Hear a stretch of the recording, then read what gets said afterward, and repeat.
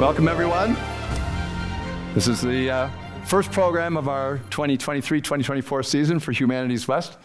I'd like to welcome everybody to the Commonwealth Club again as well. Thank you. It's nice to see a great audience here in person. And for those who are watching the live stream, you missed the costume contest.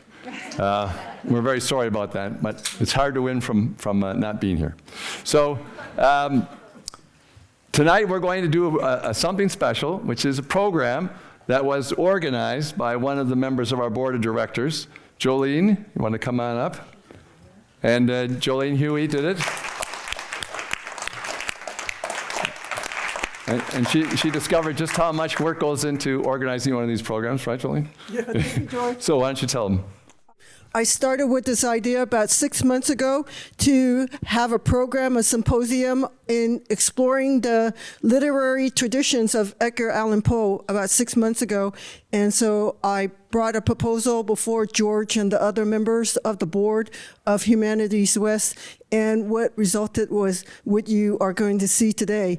And you're going to be very honored and privileged to have two renowned speakers, one of whom has come to San Francisco from Frostburg State University, and her name is Amy. And George will be giving an introduction of Amy and also Mark as well, who's also a scholar and performance artist who be talking with you today. But my role is also to acknowledge the other co-sponsoring organizations who helped us put on today's program. And one of them includes OLLI at San Francisco State, of which many of you know, and I'm also a board member with them. And OLLI stands for Osher Lifelong Learning at San Francisco State University, and they put on programs related to art, science, and humanities. And another organization is called San Francisco City Guides, of which that's been a nonprofit in San Francisco since 1978. And there's about 300 of us volunteers that put on tours all around San Francisco and the like, including the Fairmont Hotel, of which I lead tours there too, once a month. And the last organization I want to acknowledge is Mechanics Institute, of which there's a former staff member here. Her name is Pamela Troy, and she's sitting there right in the middle. So thank you very much, everyone, for coming here today. And I hope this will be the first of many more programs here for Humanities West. George? Thanks, Jolene, and thanks for... We made it possible for anybody to volunteer at this point and organize a program, and Jolene was the first to the post. So we have her speakers that she lined up. As she mentioned, we have Amy Branham-Armiento here in person. She's a professor of English at Frostburg State University. She's the past president of the Poe Studies Association, and she's the co-editor of the book Poe and Women, Recognition and Revision, which 6 people won awards for tonight. And we're going to start with Mark Dawidziak, who is still in Ohio, but he's going to be live streaming in here in a few seconds. He's a former television, film, and theater critic for the Akron Beacon Journal and the Cleveland Plain Dealer, and he's the author of the book A Mystery of Mysteries, The Death and Life of Edgar Allan Poe. I didn't introduce myself. I'm Roderick Usher. And I'm here to be really gloomy. No, we're going to have a little bit of fun with Edgar Allan Poe. So, Mark, there you are. Hello. Welcome to Humanities West, and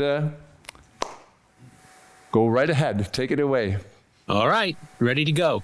Well, thank you for having me virtually. I feel like the Wizard of Oz up here. I feel like I'm ready to take command or something.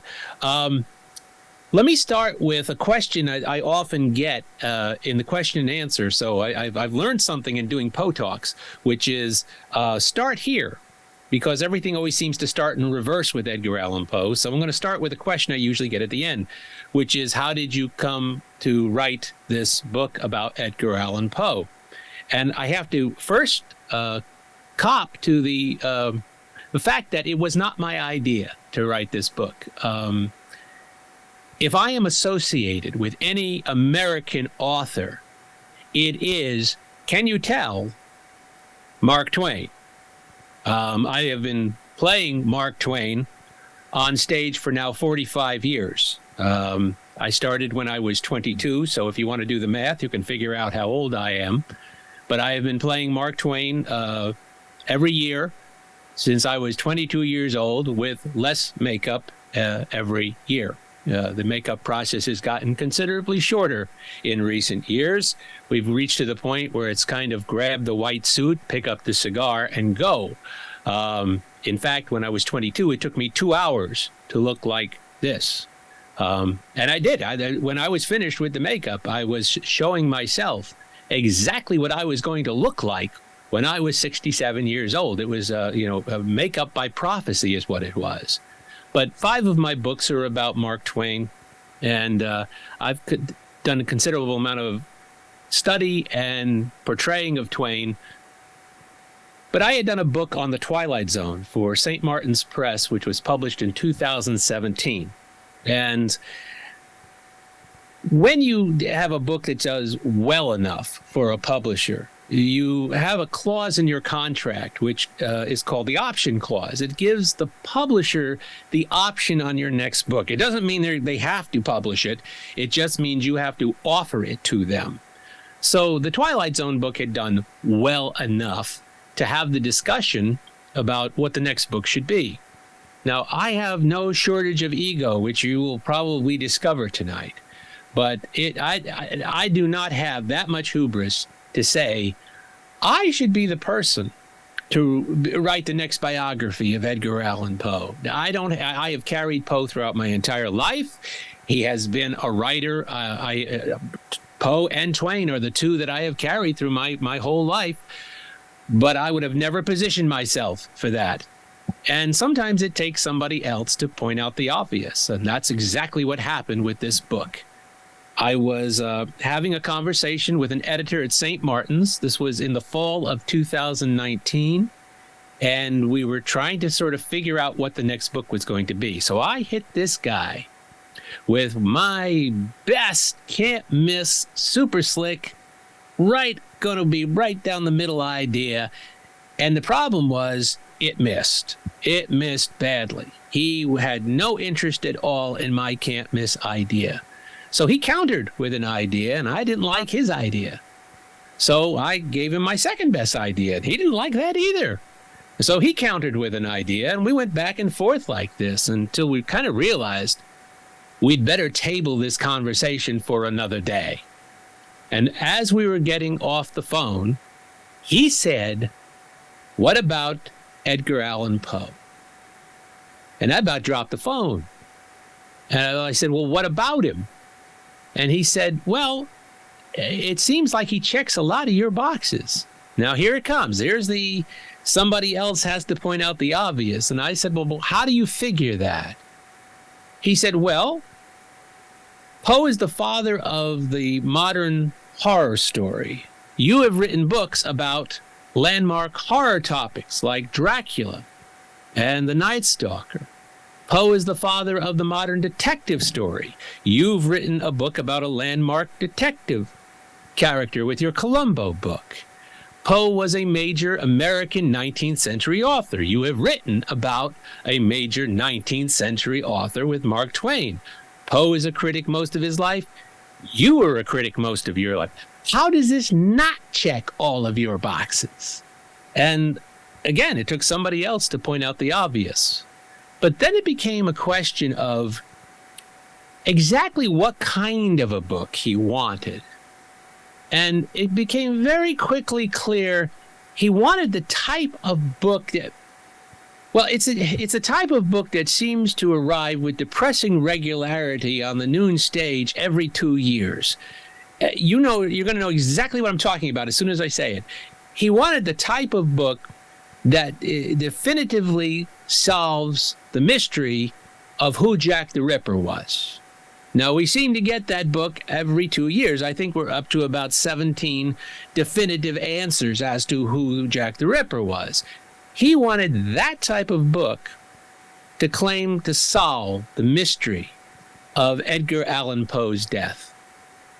And when that became clear, I said to him, if that's the book you want, my advice to you is to find yourself another lunatic, because this one's driving away. I said, let me explain to you why that book cannot be written. A, no death certificate. B, no autopsy. And even if there had been an autopsy, it would have been worthless. It would have been worthless because the state of the autopsy in 1849, the year Poe dies, is primitive.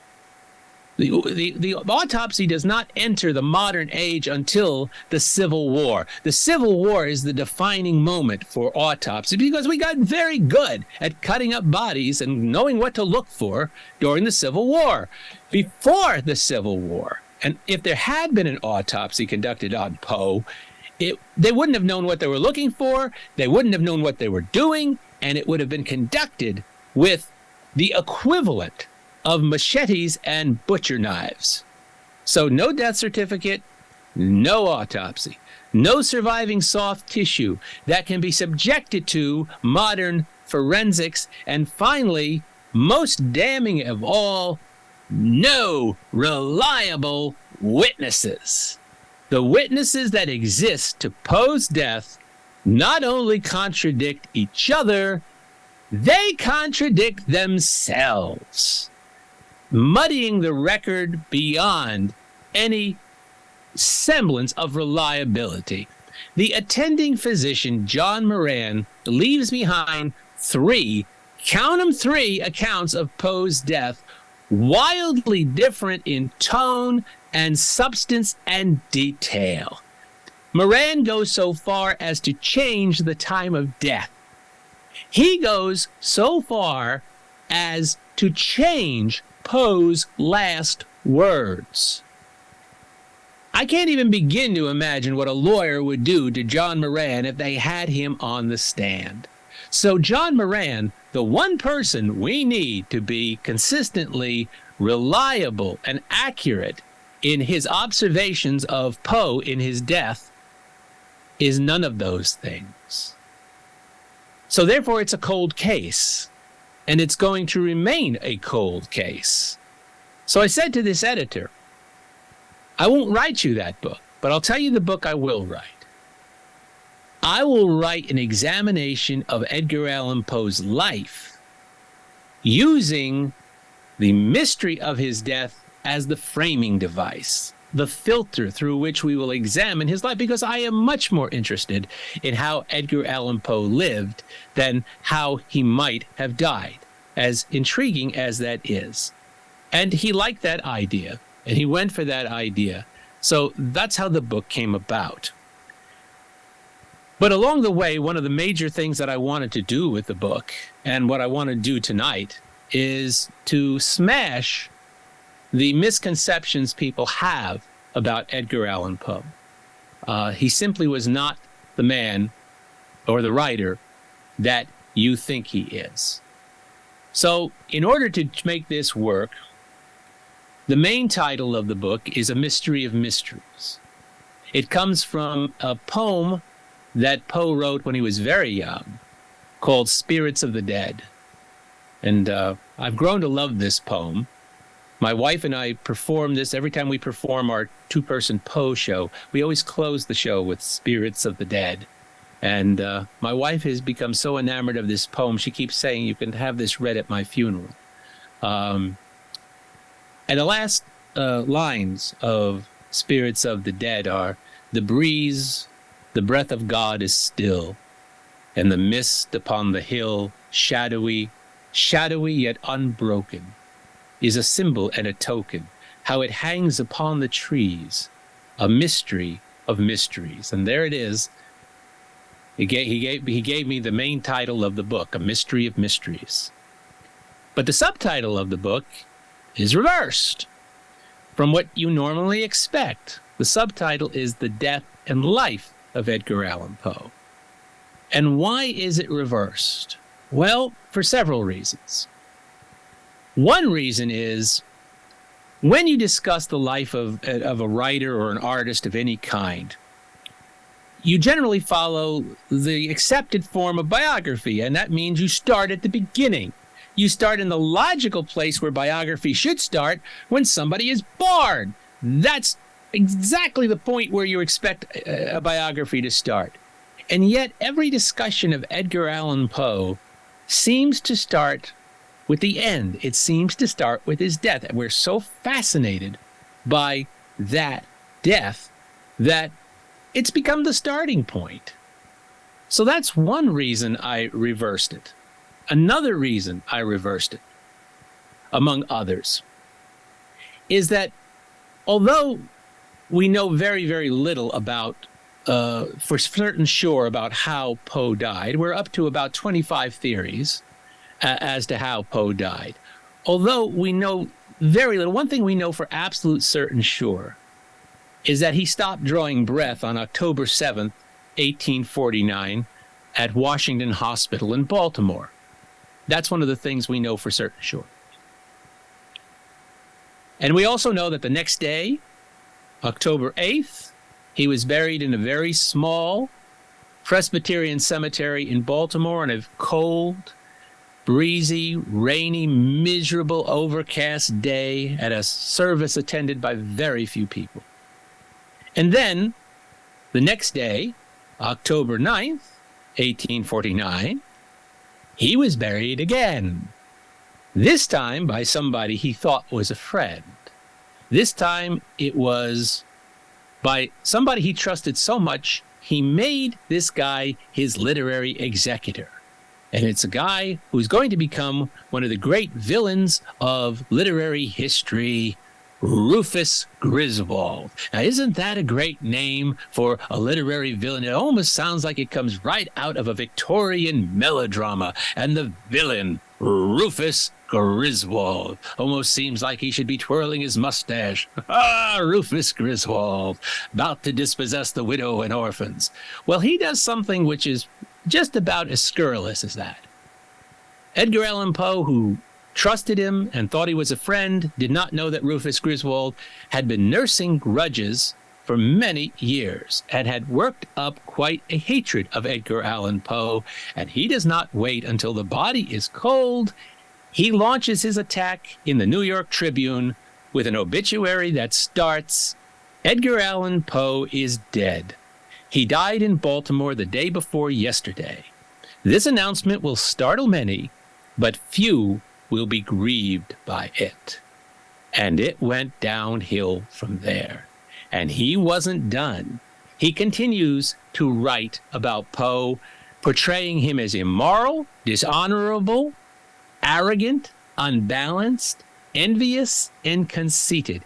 He does harm to Poe's reputation, which has not been undone to this very day.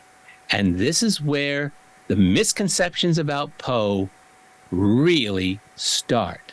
So now Poe gets buried under a mountain of misconceptions. Is there blowback to Griswold? Yes, there is blowback to Griswold. Some of it comes from Poe's friends. Yes, he had friends, even though Griswold wanted people to think that Poe was friendless. But some of the major blowback comes from the French. The French led by Baudelaire, who idolized Poe. And Baudelaire goes after Griswold. Oh boy, does he go after Griswold. He famously asks in an essay, thinking about how Griswold has treated the dead Poe, "Are there not ordinances in the United States which prevent dogs from running loose in your cemeteries?" Ooh, he compares Griswold to a cur. And another time he calls Griswold a pedagogic vampire. But the French, in trying to rescue Edgar Allan Poe, and they believe he's a genius, replace one stereotype with another, because it kind of suited their idea of Poe to think he was touched with a little bit of insanity, a little madness, and it was a romantic view of Poe. And this is going to just replace one stereotype with another, because now people are now being encouraged to confuse Poe with his unreliable, unbalanced narrators. Poe is the guy in The Telltale Heart who is contemplating murder and killing the old man with the pale blue eye. Poe is the guy in The Raven talking to the bird. Poe is the guy in The Cask of Amontillado plotting revenge and luring somebody to his death. This becomes so constant that it's taught. And when I was in high school in the 1970s, I was taught that this is where these stories came from. And what this does is it completely undercuts Poe as an artist. Poe did not write these stories because he was touched with madness. He could portray madness because he was in total control of his craft. So the French are trying to do a nice thing, but they create another. And they bury him yet again under another misconception. Then in 1875, they buried him again. Because at this point, Baltimore's gotten the idea that this Poe may have been somebody worth paying attention to, and they want to put up a memorial to him. But where he was buried in the cemetery was in the back, and there wasn't much room there. So they dug him up, they exhumed the body, and they buried him again. This guy just keeps getting buried. And this time they bury him in the front of the cemetery and put up a very nice monument over him. And then here comes the 20th century. And the pop culture turns Poe into our grandfather of goth, his era's Stephen King, if you will, the sultan of spookiness, the titan of terror. And once again, now he becomes a caricature, a grotesque caricature of who he actually was. So all of this, you just keep seeing this guy getting buried and buried and buried. Now, some of you have read Edgar Allan Poe.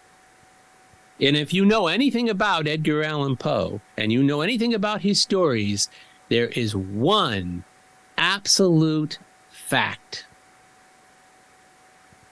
Nothing stays buried in an Edgar Allan Poe short story. And that is the other reason I reversed the subtitle. Because even though this guy keeps getting buried, Edgar Allan Poe is going to emerge from the grave, triumphant, to be the best read, most recognized American writer, not only in his own country, but around the world. He is going to outlive, outlast, and outshine all of those writers who are going to outlast him. That's why the death and life of Edgar Allan Poe, because he has this amazing afterlife. But the death is part of the reason we remember him. And there's a good reason for that. Poe's death is the greatest literary stage exit in history. There are three great literary stage exits, to my mind. The first is Molière. Molière, a French playwright and actor.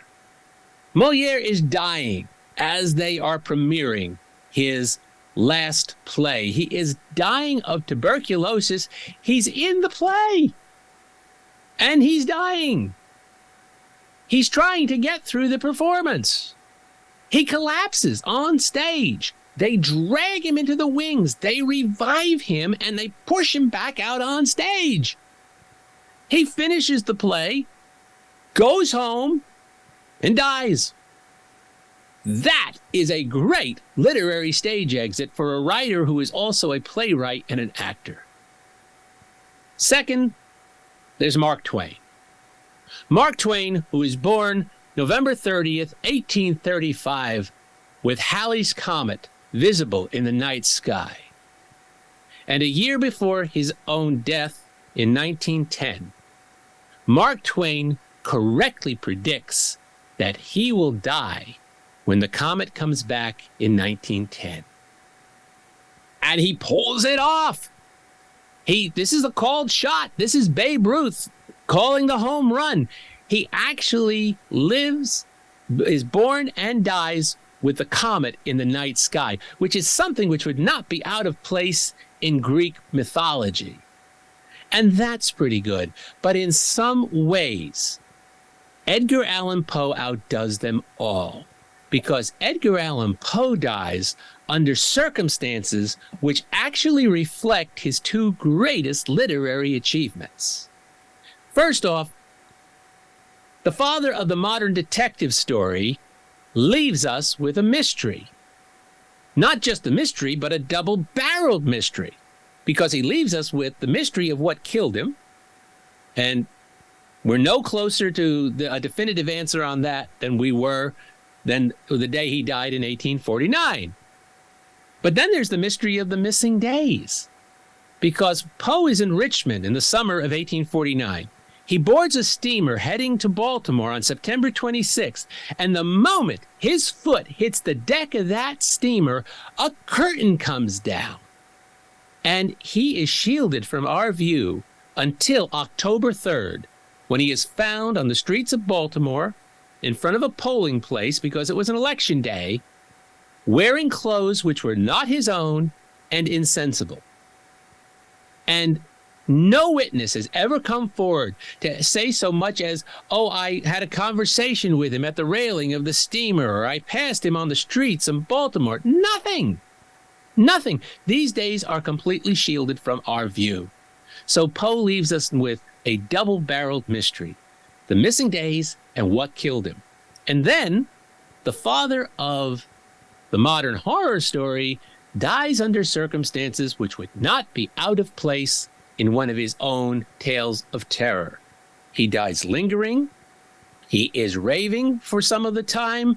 It is an awful, terrible death, which seems very reflective of several of his stories. This is better. This is nobody has ever done this. It's almost as if a press agent or a PR guy had taken him aside at one point and said, you know, Eddie, the best thing that you could do is to die under circumstances which would reflect the things you're going to be best known for. And that is amazing. So it's no wonder we start with the death. No wonder that we go there. It's incredibly intriguing, and it so suits Poe's life. So I have some images I'd like to share with you tonight. And they should be appearing here in just a second. Aha, there is it. And there you can see a mystery of mysteries, the death and life of Edgar Allan Poe. Now, fame has been a bit of a double-edged sword for Mr. Poe.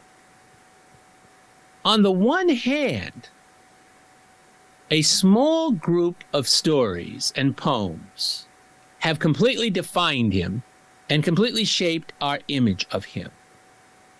And one of the things that people are very, very surprised to learn about Edgar Allan Poe, when I was writing this book, and people would ask me, well, what are you working on right now? And I would tell them I'm working on a biography of Edgar Allan Poe. There were certain people who they'd get almost this beatific look on their face. And they would look at me and they'd say something like this: oh, Edgar Allan Poe. I love Edgar Allan Poe. And then here it came. My lips could about move with them, with what they were going to say next. I've read everything he's written. And in my mind, I was thinking, no, you haven't. You haven't even scratched the surface. You got one of those volumes that says the complete tales and poems of Edgar Allan Poe, and you think you have read everything he's written. When they collected Poe's works in the early 1900s, the first really good definitive collection of his works, it spanned 17 volumes. Let me say that again, 17 volumes, and that much of it is horror and mystery. And yet, it's that little bit that has defined him. So, one of the misconceptions about Poe is that he was primarily a horror writer, or he was primarily a mystery writer. In Poe's lifetime, he wasn't best known as a writer of short stories. He was not best known as a poet. He was best known as a literary critic. And he was so exacting as a literary critic that his nickname became the Tomahawk Man. He made a lot of enemies, and he was a very good critic. He really was superb. But he was known first as a literary critic, secondarily as a poet, and then third as the author of short stories. Our century has reversed that order. We know him first as a short story writer, then as a poet, and if you know it at all, critic. But that doesn't even begin. Would you be surprised if I told you that Poe wrote as much humor as he did horror? We just don't read the humor today. But that's another one of the misconceptions. So this has been a double-edged sword for these small group of stories have kept him alive and have kept him going. And thank goodness. And yet they have reinforced that stereotype that I was talking about. He's also one of the most recognized of American writers. I mean, physically recognized. And let's go to the second one. Here it is. If I said Edgar Allan Poe, you got an image, and this was probably close to the image you got. And that's amazing. Just stop and think about that for a second. Can the average American recognize Herman Melville?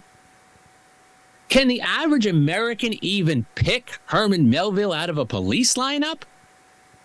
Would they be able to quote passages from Emerson and Thoreau? And yet, we not only can recognize that face, but we also recognize the stories. We recognize the Raven. You don't have to stop and explain the Raven to people. You don't have to explain the Telltale Heart to people. Why is that? And that's because two things have worked together to make sure that Poe is our renewable literary energy source. He just keeps getting reintroduced. One of them is the pop culture, which continually turns to those small group of stories. And the second is the public school system. Hooray for the public school system, because they keep reintroducing Edgar Allan Poe. Seventh grade, everybody gets Poe. My father, in the depths of the Depression in the 1930s, got Edgar Allan Poe in the 7th grade. And I got Poe in the 7th. And you're going to keep getting him. You're going to get him the 7th, 8th, 9th, right on through college. While other writers have dropped out of curriculum, Poe stays there. And what a great age to get Edgar Allan Poe. 7th grade. 7th grade, when almost nobody likes to read. Reading is just a bloody chore when you're in the 7th grade. And then all of a sudden, we give you Edgar Allan Poe. And what's Poe doing? Oh, he's dismembering corpses. He's locking people up in torture chambers. He's entombing them in catacombs. And the amazing thing is, nobody raises an eyebrow about this.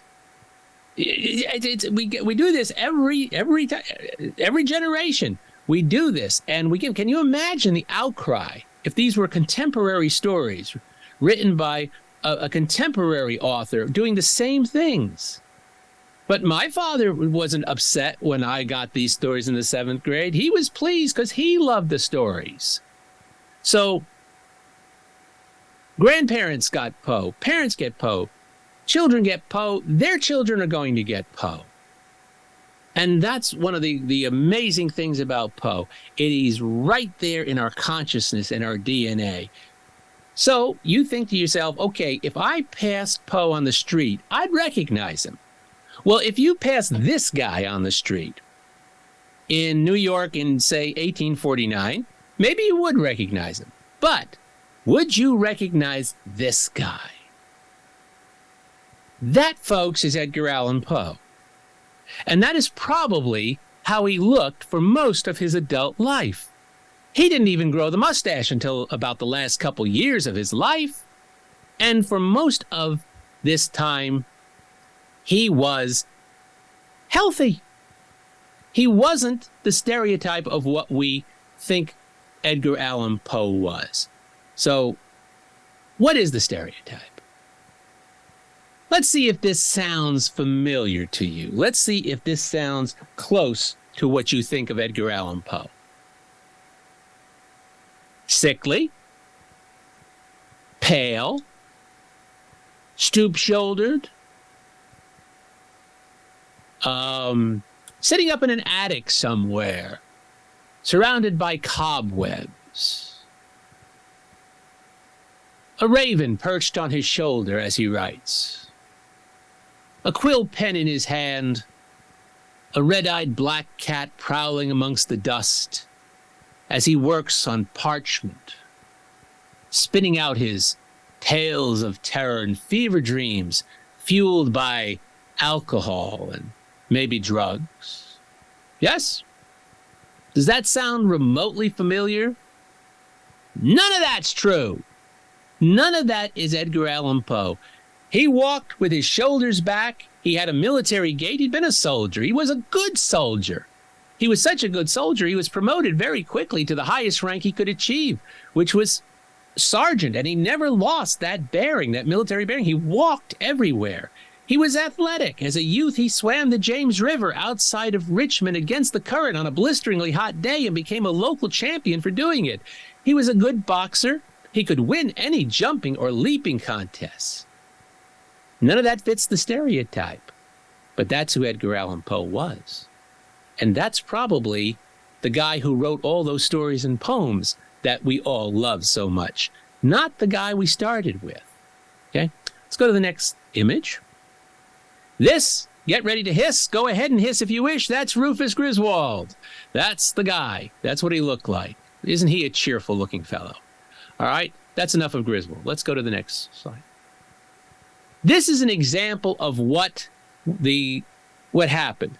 This is an illustration from William Wilson, one of Poe's short stories. And look at what's happening. They're actually drawing the character to look like Poe, encouraging you to confuse him with his own characters, right? But let's take a look at the photograph, because the photographic record of Edgar Allan Poe also has a hand in fostering the misconception. And that's because most of the images of Edgar Allan Poe that we have come from the last 2 years of his life. That's when the majority, there's only 6 or 7 known photographs of Poe, what are called daguerreotypes. And almost all of them come from the last 2 years when Poe is getting sick and he's looking sick. And daguerreotypes, they're terrible, because to have your portrait made as a daguerreotype, you went into a studio and you sat in a very uncomfortable chair. The chair had braces all around it which would hold you in position because the lens had to stay open for a long time. And you couldn't move or else there would be a blur. And you were encouraged not to, guess what? Smile. Because if you smiled, it's hard to hold a smile for any length of time, so you were encouraged to look serious. So Poe always looks serious. Everybody looks serious. You look at daguerreotypes of presidents, statesmen, all the people who had their images taken in the 1840s and 50s, they all look constipated. All of them, all the way through. So Poe just never lived until the era of what we called the Kodak, the candid camera, where you would have images of your friends and neighbors just doing everyday things. If he had, we'd have pictures of Poe laughing. We'd have pictures of Poe playing duets with his wife. We would have pictures of Poe leaping in the front yard and splitting his pants and laughing himself silly over it. And how would that change our image of Edgar Allan Poe if you knew that? All right? But let's take a look at the photographic record. Here we go. This is the first known image of Edgar Allan Poe. It is from 1843. It's a daguerreotype. He hated this image, and you can see why. He looks like a real goomer in this picture. The sideburns are a little outrageous. It's a very unflattering picture of him, and probably not a very good representation of what he looked like. But remember, he only lives to be 40. This is 1843. He's going to die in 1849. So all of our images of Poe come from 1843 to 1849. Let's see what happens in those 6 years. Next picture. This is probably a much better representation of what Poe looked like about the same time. This is an 1844 watercolor of Poe and considered a very good likeness. Next image. This is another 1844 image. This is a drawing of Poe. And once again, probably fairly representative of the guy who actually wrote those stories. Next one. This is the one you've just seen. This is 1846 watercolor and considered perhaps the best likeness of what Poe actually looked like. Next image is 1847. This was taken a few months after his wife Virginia's death. It's the only one where there's even a hint of a smile. There's a little devil-may-care suggestion of a grin here. Among Poe scholars, this sometimes is jokingly referred to as the David Niven picture because he does look pretty dashing, but he still looks pretty healthy at this point. And remember, this is 1847. He's only got 2 more years to live. But let's look at what happens in the last 2 years. Right? 1847, next image, 1848. He's starting to look puffy. He's starting to look drawn. There's bags are starting to appear under his eyes. That's 1848. Now the next image, later in 1848. Very familiar image, but look what's happening to Poe. Let's go to the next image. This is later still. This is early 1849. And something's very wrong with Edgar Allan Poe. And next image. This was the last known image of Edgar Allan Poe taken 3 weeks before his death. So you can actually see in the photographic record that something was going very, very wrong with Edgar Allan Poe's life and his health. And it is going off the charts. So another reason I wanted to write this book, and we can leave the images now behind. So another reason I wanted to do this book was because of all of those misconceptions we were talking about, all the myths and misconceptions that built up around Poe. And one of them was that he was this incredibly melancholy, serious guy. Now, in the 43 years I spent as a journalist covering television and movies, I had the great privilege to interview almost every leading practitioner in the field of horror. Stephen King, Anne Rice, Clive Barker, Robert Bloch, the author of Psycho, Ray Bradbury, directors like Wes Craven and John Carpenter, actors like Vincent Price and Robert Englund. And there was something I noticed about all of them. Each and every one of them had a great sense of humor. They were very, very funny people. And when I mentioned this to Stephen King, who I interviewed for the book, King said, well, of course, you have to have a sense of humor to do this. If you did not have a sense of humor and you wrote horror, you'd go crazy. Humor is what keeps you grounded. Humor is what keeps you sane. And it's a flip sides of the same coin. Humor and horror are twins. They're the two metaphoric devices we use to approach and attack uncomfortable subjects, painful subjects, and give them scope and give them meaning. And they're even twins. They look like twins. Humor, horror, two-syllable words starting with H, ending in R. But I came to the inescapable conclusion that if all of these people had this great sense of humor, then Poe must have had a great sense of humor. And it turns out he did. We don't think he wrote a lot of hoaxes, satires, sketches, and there's humor in the horror stories if you're willing to look. Cask of Amontillado, Poe actually lets you in on the joke and gives you these wonderful moments of sly humor My wife and I performed the Cask of Amontillado, and we just did it last night. And every single time when the story of Montresor, who lures Fortunato to his death because he's insulted him, and you get to this point where he's luring him closer and closer to walling him up in the catacombs, and Fortunato has a cough, and he keeps coughing, and Montresor keeps saying, let's go back. Your health is precious. I cannot be responsible. Let's go back. And finally, Fortunato says, enough. It is a mere nothing.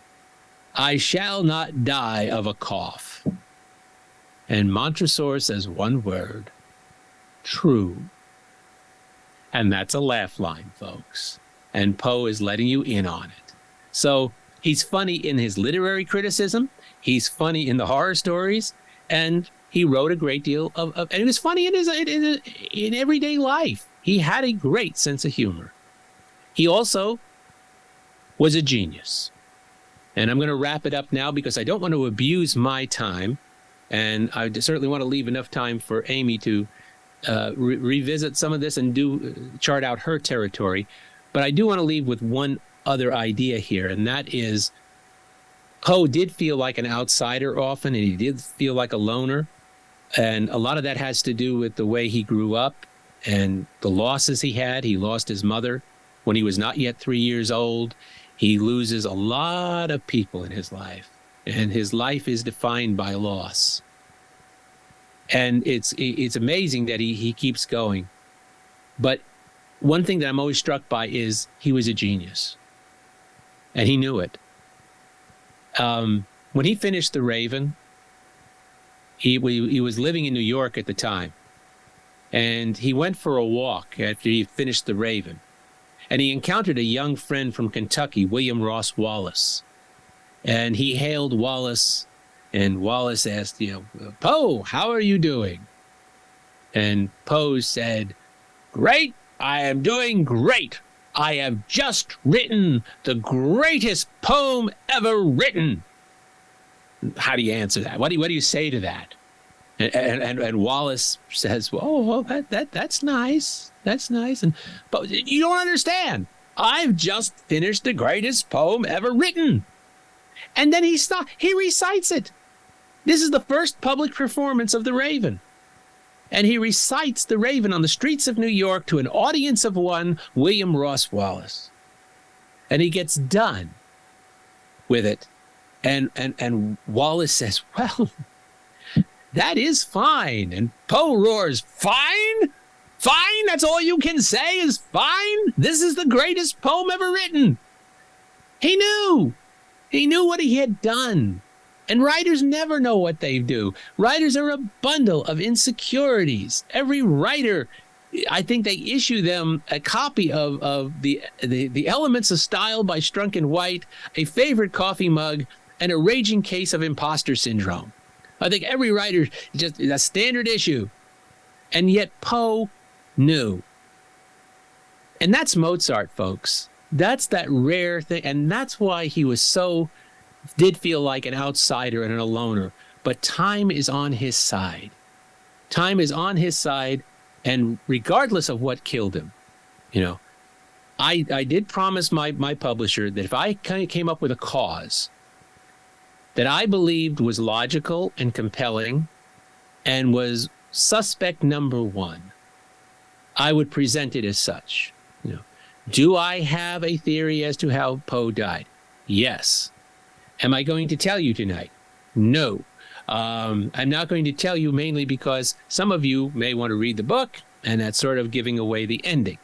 But I will also add, as I told my publisher, as convinced as I might be that this is how Poe died, I am not going to claim that I am able to prove it. That would be irresponsible.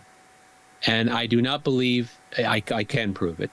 But I do believe I have a compelling case, but it is all circumstantial. And I don't even believe I want it solved, because we would lose so much more if we could definitively solve the mystery of Poe's death. we would lose this wonderful romantic view we have of how Poe died. And I don't want to lose that. Some mysteries are not meant to be solved, and I think this is one of them. So I will await your questions on the other side, and I will turn the podium over to Amy.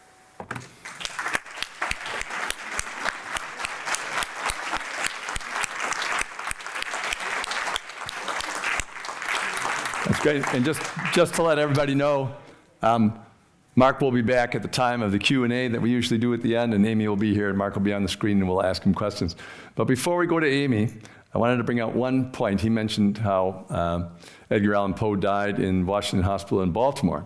We actually have a woman here today who told me that her mother was born in the same hospital room at the Washington Hospital in Baltimore. You want to stand up and admit that? There she is over there, right? The past is not dead yet. All right, Amy. Hi, everyone. Thanks for inviting me. All right. Thank you for the introduction.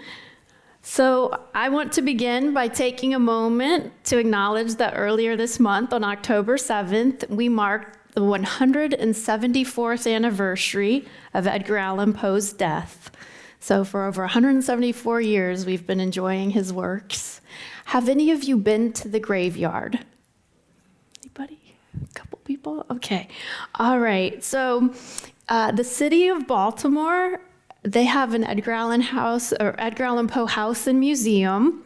And each year for the past few years, they hold a 3-day International Poe Fest to commemorate their famous former resident. And Poe aficionados from the East Coast and beyond make the pilgrimage to Poe's first home with his wife and mother-in-law. And also, of course, this is his final resting place. And there is, some of you may know this, there is a battle over which city gets to claim him. And I'm at Frostburg State University, which is in Maryland, so I'm partial to Baltimore having the claim. But also, as Baltimore will say, we have the body. So I think that goes a long way. And so during this festival, they celebrate Poe with music, art, spoken word performances, and recitations of his works. And tonight we had costumes, and I appreciate those of you who wore your costumes, but at International Poe Fest, the costumes are amazing. The attendees dress for the occasion. They sport their visions, so maybe not quite accurate, their visions of highest early Victorian fashion. Men in top hats and frock coats and waistcoats, women in voluminous dresses. Of course, the color palette's fairly limited, mostly black, some red, and there's an occasional deep purple. And the Poe devotees, they enjoy something called the Black Cat Ball. It's the fancy gala during which the Saturday Visitor Awards are announced. And these awards are for Poe adaptations and also works inspired by Poe. And the contest is named the Saturday Visitor Award because of the fact that that was the periodical where Poe won his first writing contest. Does anyone know what story that was for? Most people probably don't even know the story. It's called Manuscript Found in a Bottle. And this festival is so popular that those other Poe sites, like the Poe Cottage in the Bronx, the Poe Museum in Richmond, Virginia, as well as the Edgar Allan Poe National Historic Site in Philadelphia, they send representatives to take part in the grand affair. And I think this is brilliant by the organizers. To get us all out of the event, they end the ball with a toast at the gravesite. So we all go to the front. So Poe is buried in the Westminster Burial Ground, and it formerly was a Presbyterian church. And here are some pictures. Mark had mentioned in his presentation that Poe has been moved. So on the left here, yeah, your left. This is the marker for pretty much where they think he was originally buried. And you have to go behind the church to see that marker. So if you ever do visit, please go past this large monument at the front gate and go around the building so you can see this tombstone here. And then, of course, we have Poe, along with his wife, Virginia. It's all just so perfect, really, when you think about it. Not only does Poe get disinterred, but so does Virginia, because she's buried in the Bronx originally, and then her body is moved to come here and join Poe in 1875. And then his mother-in-law, Virginia's mother, also his aunt, if you know a little bit about the biography, she lives for many, many years after they die, but she eventually joins them as well. And so we like to say Poe evermore, so I put that there for us.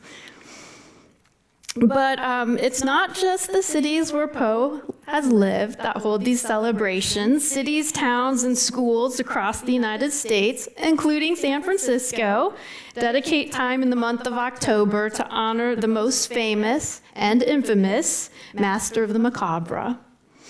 I want to thank George Hammond, the president and chair for Humanities West, for the invitation, Jolene Huey for organizing this session, and Mark Kirchner and Dan back there for technical support, and for all of you joining this evening. So thank you. Thank you so much for inviting me. So here's what I'm hoping to cover in our time together, and I better take a quick look at our time. All right. So I'm going to start with the tendency we have, the temptation, we might say, to equate Poe with his mad or grief-stricken narrators and speakers.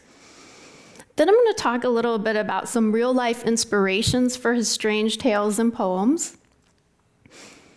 Then we're going to move into what I specialize in, which is the influences of women on Poe.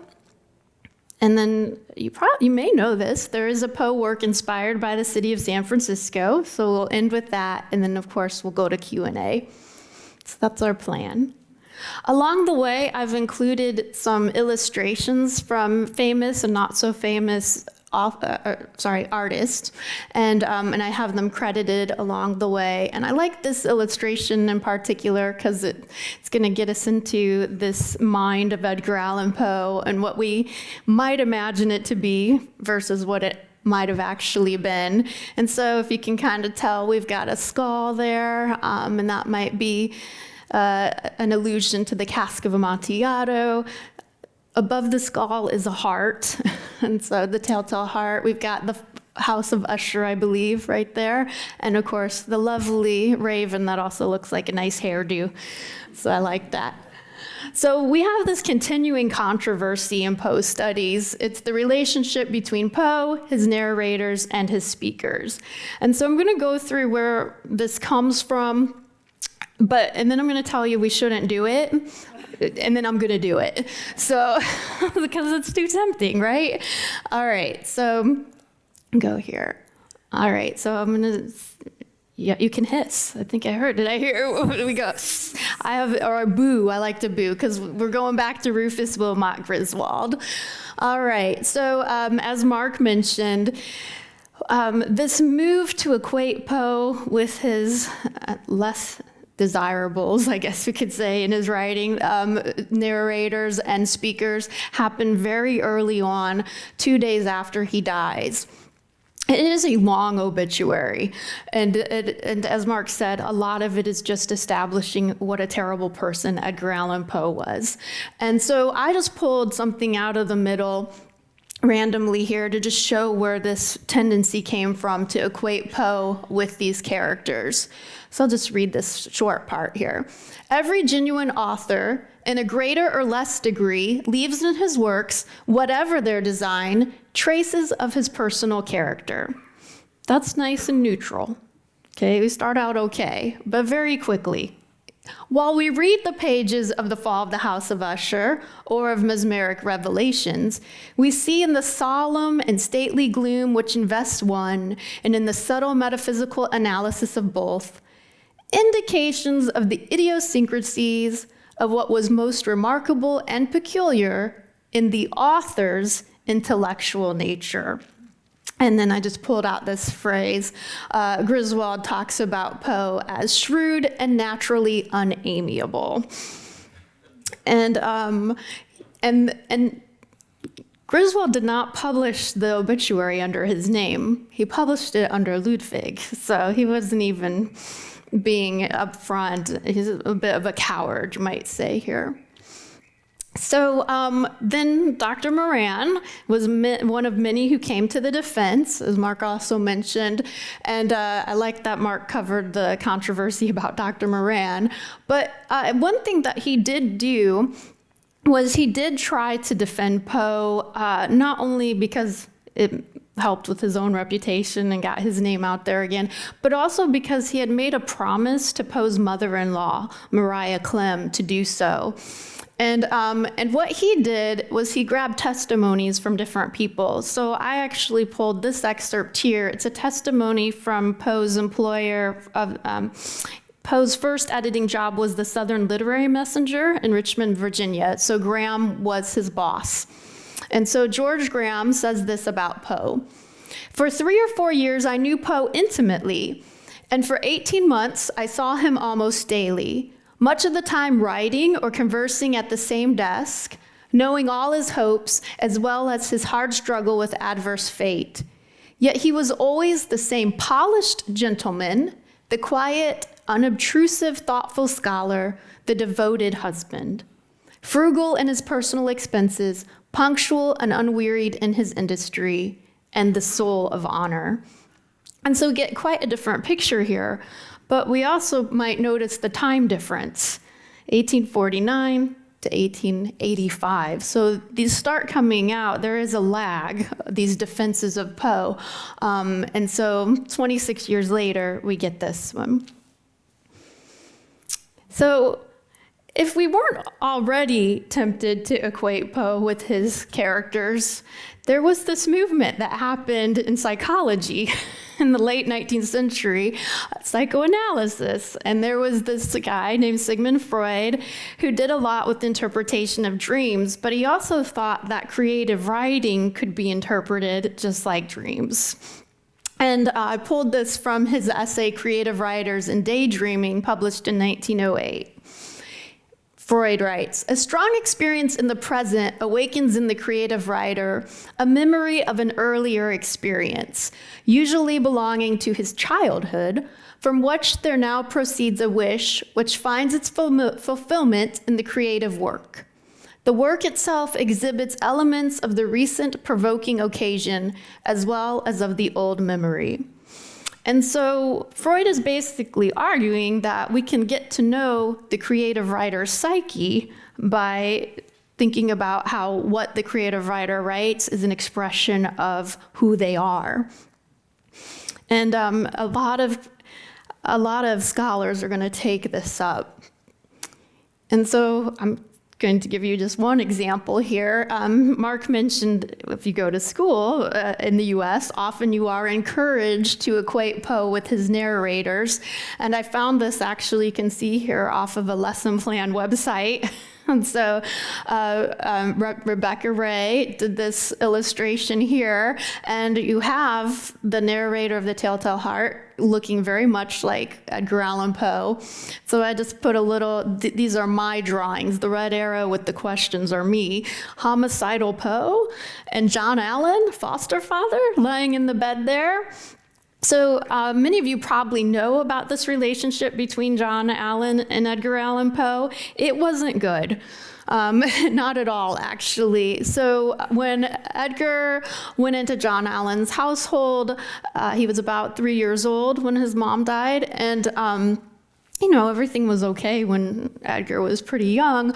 But as Edgar was getting older, John Allen never adopted him. So when you saw, and you'll see it again, the Edgar A. Poe signature, that'll come up on the screen at the end, Poe rarely signed out Allen during his lifetime. And I often tell people, I'll have people bring me books and say, look, it's signed by Edgar Allan Poe. And if I see the Allen is spelled out, I can pretty much, even though I don't authenticate signatures, but I can pretty much know by seeing that they do not have an authentic signature because the relationship was so fraught.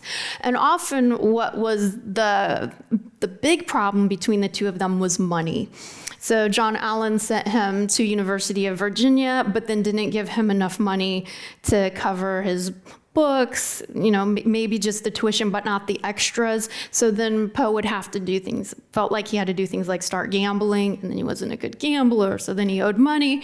And so it was something that they struggled with throughout their lives, this thing about just Poe never having enough funds.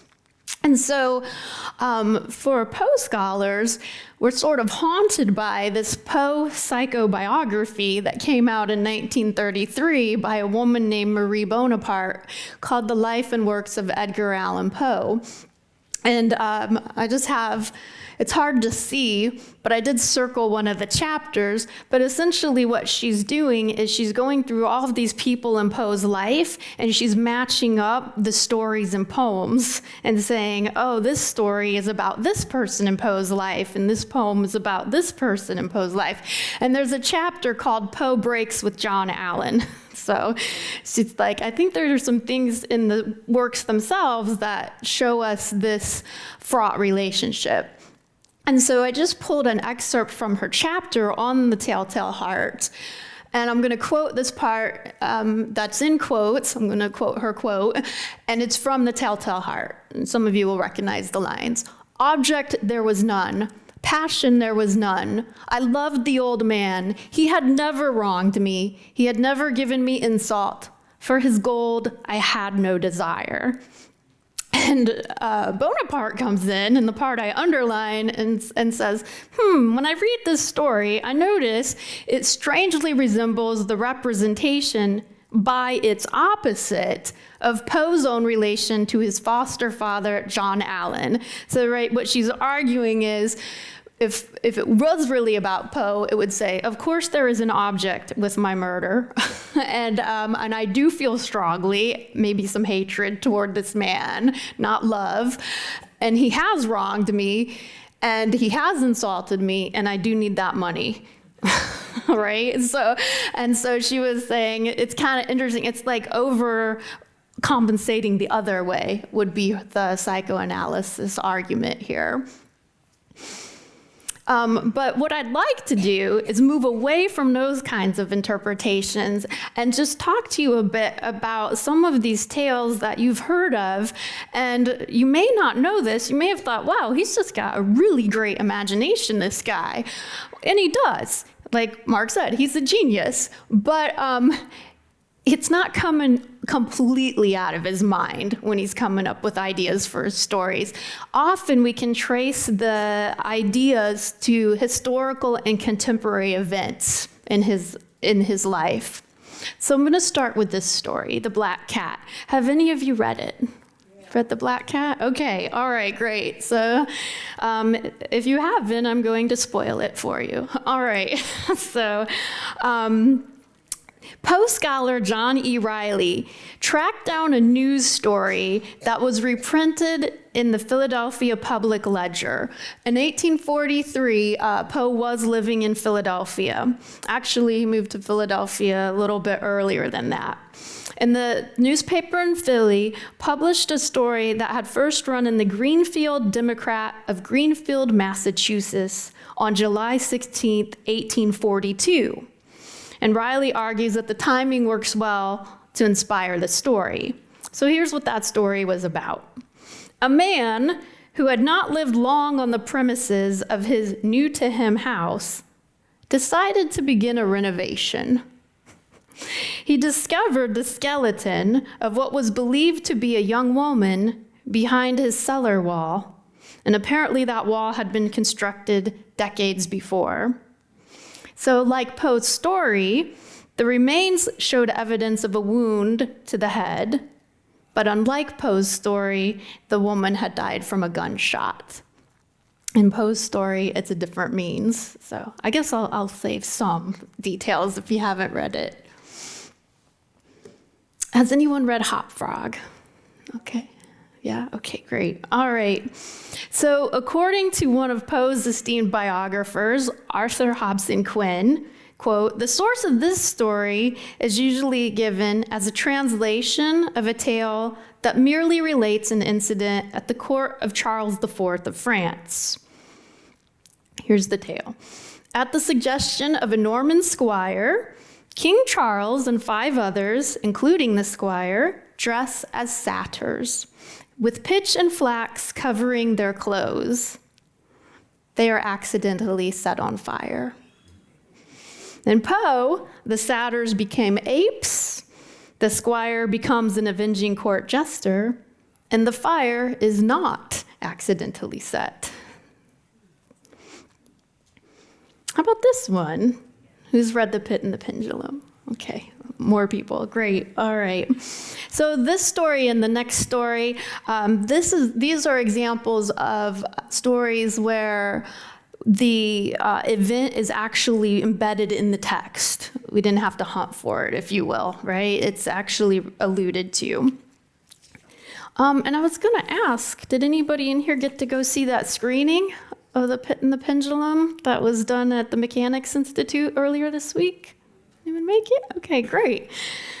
Starring, I believe, Vincent Price. No? Is it the one that stars Vincent Price? Yeah, I was going to say, I'm in the 60s, so I figured. Great. All right, so this story, it's in the story. It's about the Spanish Inquisition. And we often think of the Spanish Inquisition of something that took place in the medieval times, the Middle Ages, right? But it actually lasted into the early 1800s. And so General LaSalle, who's mentioned in the piece, there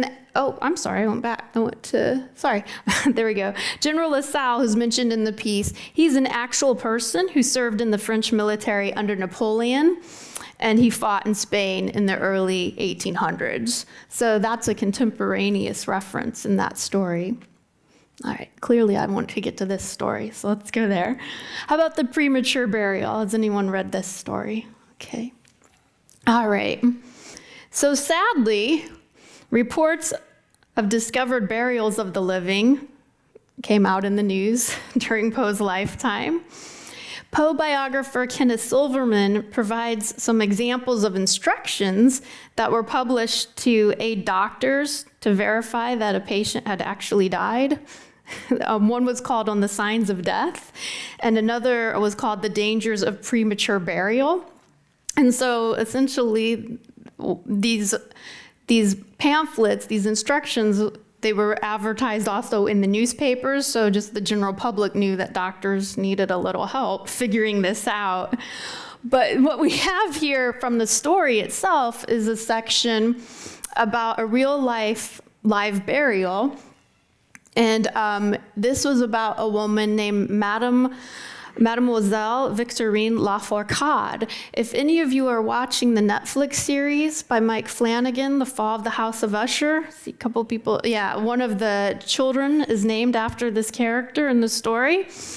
And so basically what happened was Lafourcade dies, and her lover is distraught and misses her, so he decides to go to the grave to cut off a lock of hair to remember her by, which was common practice at the time.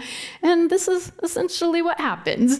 So that lover, filled with despair and still inflamed by the memory of a profound attachment, he journeys from the capital to the remote province in which the village lies, with the romantic purpose of disinterring the corpse. I think this is one of my favorite lines. The romantic purpose of disinterring the corpse and possessing himself of its luxuriant tresses. So he reaches the grave. At midnight, he unearths the coffin, opens it, and is in the act of detaching the hair when he is arrested by the unclosing of the beloved's eyes. In fact, the lady had been buried alive. I don't know how he survived that. I don't know if I could have done it. So, how about Cask of Amontillado? Who's read that one? All right. Okay, so in this case, in the case of the next set of stories that follow, I'm just going to focus on how a character name comes from a real life person. So E. Bruce Kirkham argues that the name Montresor may be based on a British colonel who served as the chief engineer of the British forts leading up to and during the American Revolutionary War. So, of course, if you, maybe not of course, if you don't know this, Edgar Allan Poe's grandfather was distinguished by the Marquis de Lafayette for his service in the Revolutionary War. So if you're trying to locate a bad guy, a name for a bad guy, going to somebody who fought for the British might be a good place. And so Poe scholar T.O. Mabbitt, he adds that Montresor was known in New York as a villain. And Kirkham asked rhetorically, what better name could Poe have found for the Mason who walls up Fortunato with such military precision than that of this infamous chief engineer? And then I put these 3 stories together because they all feature C. Auguste Dupin. Has anyone read The Murders in the Rue Morgue? Okay, great. How about The Mystery of Marie Roget? Okay, that one's probably the least read of the 3. And then the final one's The Purloined Letter. Did I read that? Okay, great.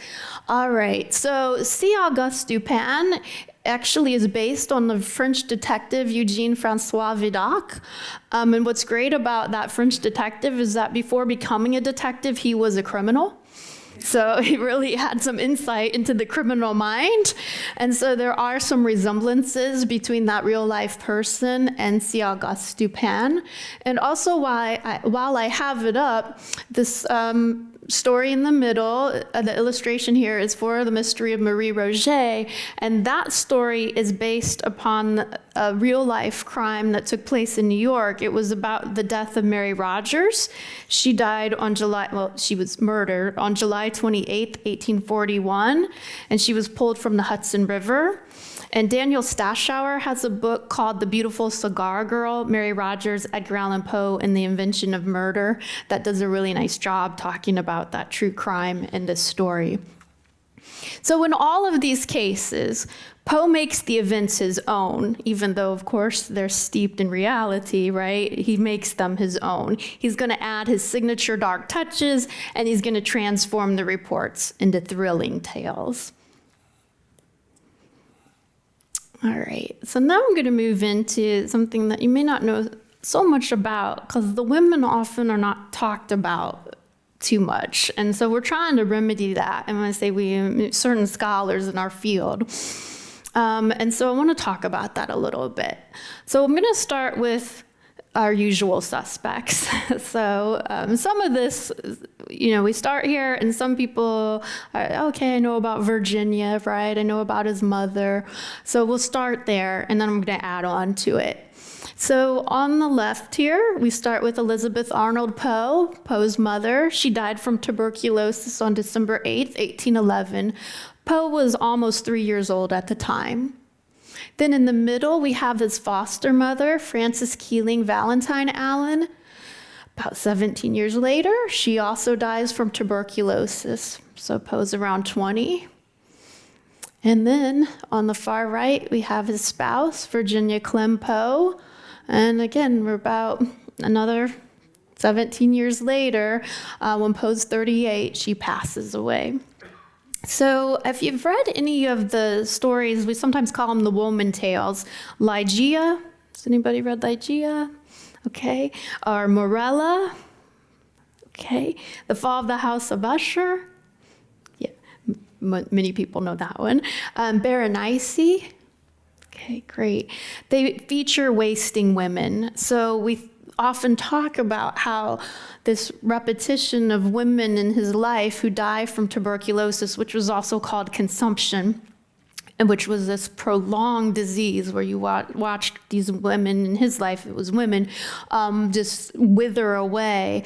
And even when they would die, they would sort of have this coloring to them. And so it was very much like a life and death is the phrase they would use. It was very difficult. And And so because we see these wasting women presented time and time again in the stories, we often think that these women in his life, these real life women in his life, might have inspired some of those characters and characterizations. But now I'm going to move to a different woman. So Jane Stannard is somebody Poe met when he was quite young. He was a teenager still, and she died in 1824 when Poe was just 15 years old. She was the mother of one of his friends. And a few years later, he was probably younger than 22, he wrote a poem called To Helen. And it's this poem that you'll definitely recognize some lines on the next slide if you don't already know this poem. And it's sort of his tribute to Jane Stannard, like a thank you, right? Because what she did for him was encourage him to pursue creative writing at a time nobody else, particularly John Allen, the foster father, was discouraging him from pursuing creative writing. And so I just want to take a moment to look at 2 of the 3 stanzas and talk about how he's doing this tribute to her. All right. So, let me go back. So, Helen, thy beauty is to me like those Nicean barks of yore, that gently o'er a perfumed sea, the weary, wayworn wanderer bore to his own native shore. And so, why to Helen? Instead of like to Jane, right? Well, the allusion here is to Helen of Troy. And she, of course, was the most beautiful woman in the world.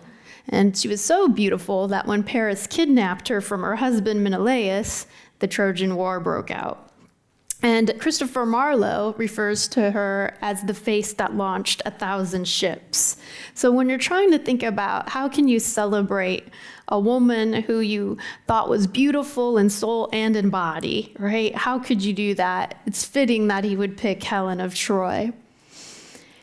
Also, when we see the reference to the Nicean barks of yore, right? Those are Greek ships. So again, brings us back to those allusions of that time. Sorry, it's a giant green button and I'm still messing it up. Sorry about that. This is who I am. All right, so we go to the second stanza. On desperate seas long wont to roam, thy hyacinth hair, thy classic face, thy Naiad airs have brought me home to the beauty of fair Greece and the grandeur of old Rome. And those 2 lines there at the end of that stanza are pretty famous. And so what Poe's doing in this poem is he's just underscoring over and over again her beauty, right? So the hyacinth hair, that's an allusion to the figure of Hyacinth, who was another beautiful person in mythology, and then also refers to the hyacinth flower. So it could be that not only is her hair beautiful, she may be wearing a flower crown. To call her face classic is to say it's worthy of a sculpture. Her Naiad airs, refer to those fairies that are delicate and beautiful.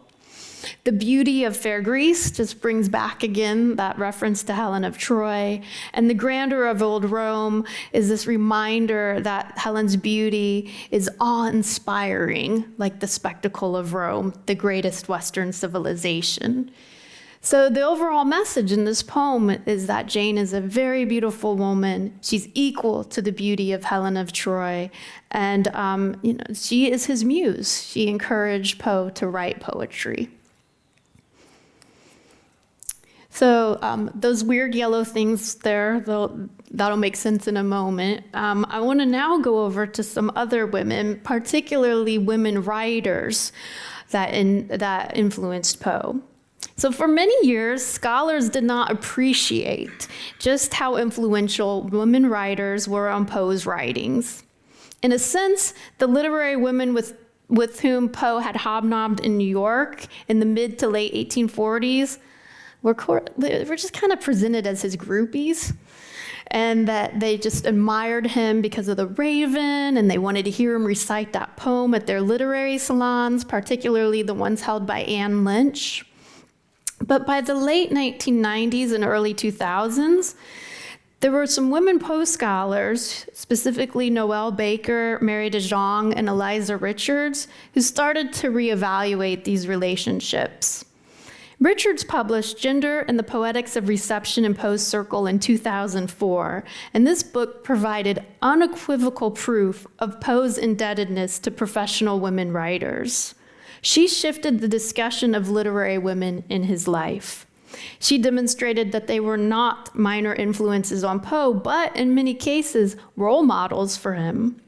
And one of the consequences of this research is that many 19th century women writers have been recovered, and indeed these authors were, independent of their connections to Poe, formidable writers in their day. Often women writers' interactions with Poe indicated a mutual esteem between poets, so they were professional interactions. However, there were two prominent cases, at least, where Poe and women crossed the line between professionalism and scandal. So one practice in the salons was to exchange what were called Valentine poems. And in 1845, Poe and Frances Sargent Osgood wrote Valentines to one another.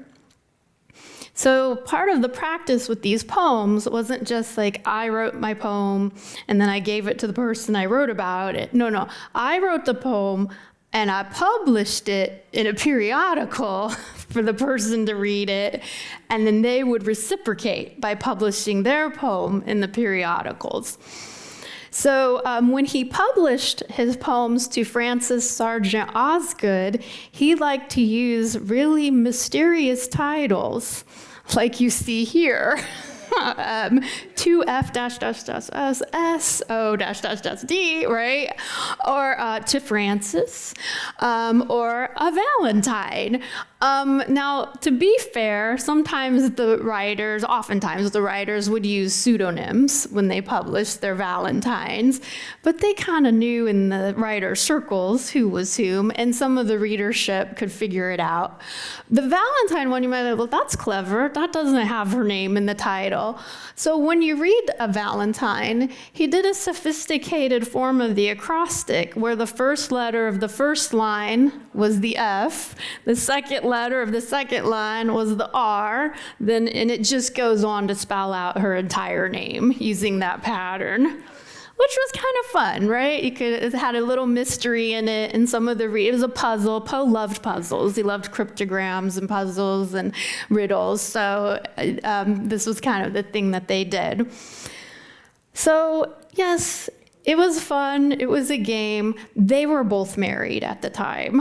So the flirtation ended up concerning some of her nickname was Fanny, Frances's friends. And a scene occurred. Put up some of our pictures here so we get a sense of who the players were. So Anne Lynch is in our top right corner. She's the one that holds the salons where she would encourage the poets to write the Valentines, and then they would publish those poems. Elizabeth Elliot and Margaret Fuller, the two on the left here, we're going to talk about them in just a moment. They get involved in our scandal. And then here we have at the bottom right, Frances Sargent Osgood, the object of affection. So the friends of Fanny got a little worried, particularly these two on the left. And so Elizabeth Elliot and Margaret Fuller showed up at Poe's house, at his doorstep, and they demanded that Poe return letters that Osgood had sent to him. And this was quite humiliating. And this whole scandal created a problem for him in the New York literary salons. So you would think he would learn, but not our guy Poe. So this is a picture of Sarah Helen Whitman. So the humiliation with Osgood did not deter him from engaging in similar behaviors with Sarah Helen Whitman. A couple of years after, Sarah Helen Whitman, in all fairness, she starts it, okay? But a couple years later, she composed a Valentine to Poe, and of all places, read it, premiered it at Anne Lynch's salon. Of course, Poe was not there, but he did hear about it. And so he decided, now he was a recent widower, so he decided he would publish a response to her. And guess what he titled it? To Helen. To Helen. You know, so I mean, this time I do want to go back a little cagier because there was, you know, it's the middle name. So to Helen. And not nicely in this case, it was an original poem because Poe was not above just sticking a different woman's name on a previous poem he had written. So in this case, at least he wrote an original work to her. And yes, but what happened was this exchange actually led to them meeting in person, and then they had a short-lived but very dramatic relationship that included a suicide attempt by Poe and a broken engagement. So what I'd like to do is wrap up with the work that I've been doing recently in relation to Poe and women. And so, as many of you saw out there, I have this edited collection that I co-edited with Travis Montgomery, and it's called Poe and Women, Recognition and Revision. And what it does is it's looking at how women are involved in Poe's legacy throughout time. And the first essay in the collection does a really nice job. It's by Sandy Tomk. It does a really nice job looking at how after some of the men, particularly Griswold, but others, after they are putting on the record their thoughts about Poe, talking about his biography with their own spin on it, she comes in and looks at just how the women biographers had talked about Poe. And you can see right away, the first person there is Sarah Helen Whitman in 1860. She published as Edgar Allan Poe and His Critics. So even though they did have a tumultuous relationship, she sort of came to peace with it, right, after their engagement broke up. And then also around that same time, another contemporary writer, Elizabeth Oakes Smith, she wrote Edgar A. Poe, as well as autobiographic notes, Edgar Allan Poe. And Mary Gove Nichols, Susan Archer Weiss, they all knew him. They lived much longer, but they knew him. And so they wrote some reminiscences, some memories, and also some official biographies. And Mary E. Phillips comes in as well, until we get to Marie Bonaparte with her psychobiography, The Life and Works of Edgar Allan Poe. And essentially what Tomk is arguing is how not only did the relationships with women inspire much of his work, but that writers such as Sarah Helen Whitman and Marie Bonaparte challenged the Griswoldian image of Poe. He painted Poe as a figure who lacked self-control and lacked pecuniary prowess, and these lacks that he had, what he lacked in, suggested moral corruption. So these women come in, they reject these bourgeois manhood ideals, and instead what they do, they're going to pen some sympathetic accounts of Poe's life. They present Poe as a figure molded and influenced by women, instead of looking at him as a failed adult man, like Griswold presented him. The Poe imagined by them was as a true genius. He was a tormented writer who transformed personal trauma into timeless art, as well as a model for women writers whose intellectual and professional ambitions made them social outsiders. And then here I'll just talk a little bit about what the book covers, because we didn't want to just cover contemporary writers. We were looking at pop culture as well and scholars. And so the second chapter is about a woman that was a contemporary of Poe's, Lydia Maria Child. She was a very famous writer in their time together. And this chapter talks about how her writings seem to have influenced some of Poe's philosophical positions. The next two chapters are on women scholars of Poe. I wrote the one that focuses on the US, but Clara Patino wrote a chapter about how women scholars throughout the world are reshaping Poe's legacy, particularly in Japan and Brazil, and France, and a couple other countries. Alexandra Ruber, so we move into revision. This is where we move into pop culture. She looked at 3 recent film adaptations, one of Morella, one of The Black Cat, and one of Berenice, and looks at how those directors have reimagined those women characters as maybe a little bit more powerful or more in control than we think of when we first read the stories. Then what I love, we have now the comics books artists coming up. The comic books artists, John Martin talks about Caitlin Kiernan, Denise Despero, Leah Moore, Alice Duke, Dawn Brown, Wendy Pini, and Rachel Pollack. And what a lot of these writers are doing is they're going in and they're finding gaps in the texts where the women might be able to have a voice, and they're finally giving those women characters voice. And then Kevin Knott goes to the female pulp writers.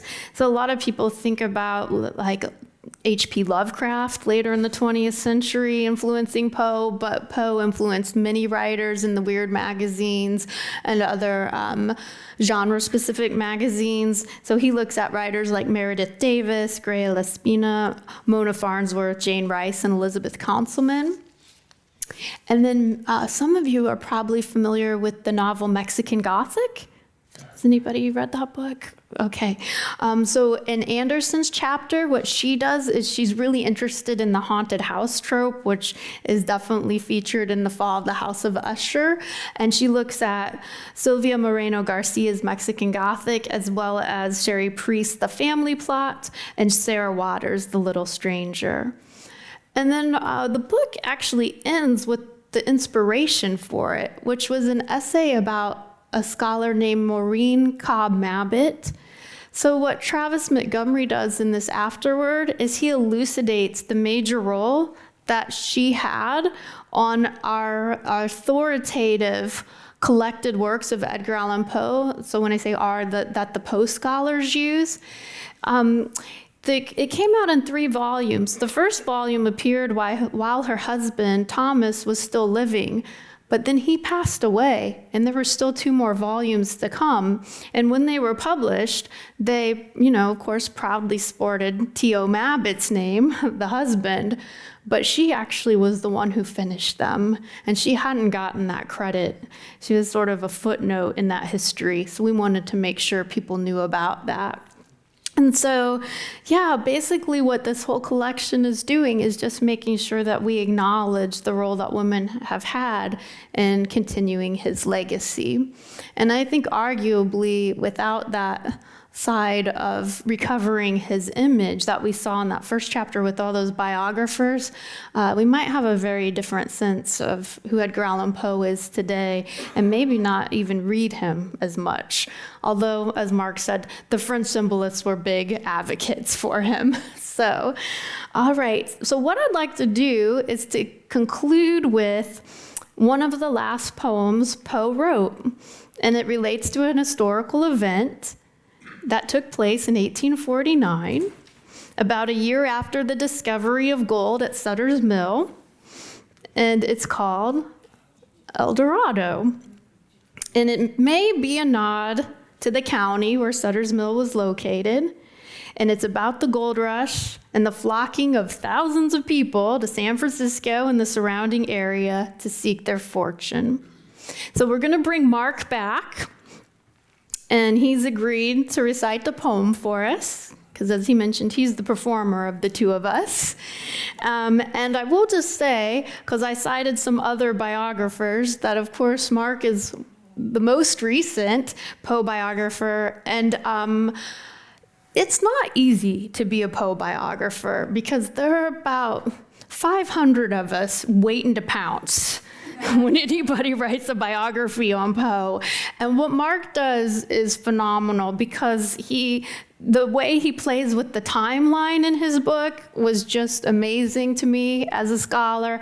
But also he did a very brave thing, which is he interviewed many of us, many of the scholars, and then put our words into the book, and he knew we were going to then read the book, right? And I think that was very brave. So he's going to recite the poem for us that you can see on either side. And as he recites it, I just want us to keep in mind something that Kenneth Silverman, an earlier Poe biographer, talks about, and that's the motif of the shadow. So as you listen, I just want you to think about this. Silverman says, prominently set at the turning point of each stanza, the word first means, so the word shadow, first means simply the lack of sunshine, then gloom, then a ghost, and finally, the pilgrim shadow imparts what Poe had always known about El Dorado, that the way to the golden treasure lies through the valley of death. All right, so Mark, please.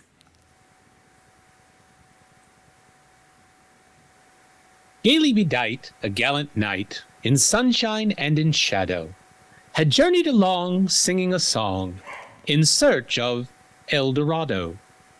But he grew old, this knight so bold, and o'er his heart a shadow fell, as he found no spot of ground that looked like El Dorado. And as his strength failed him at length, he met a pilgrim shadow. Shadow, said he, where can it be, this land of El Dorado? Over the mountains of the moon, down the valley of the shadow, boldly ride, the shade replied, if you seek for El Dorado. Okay, thank you.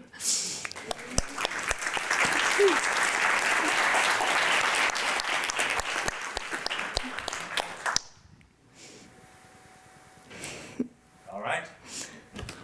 We'll have a Q&A. Amy, Mark, Okay. we don't have a chair for you. Yeah, I get the hot seat. Okay.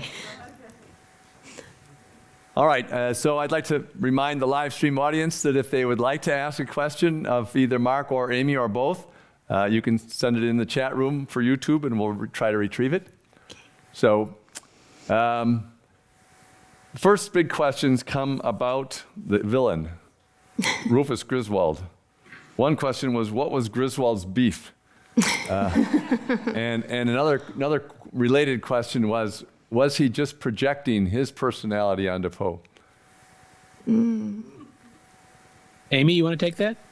I can start. I don't mind. I can start. Maybe we'll have different theories on that because we're Yep. just so call me Marie Bonaparte. I will just do some psychoanalysis, I guess.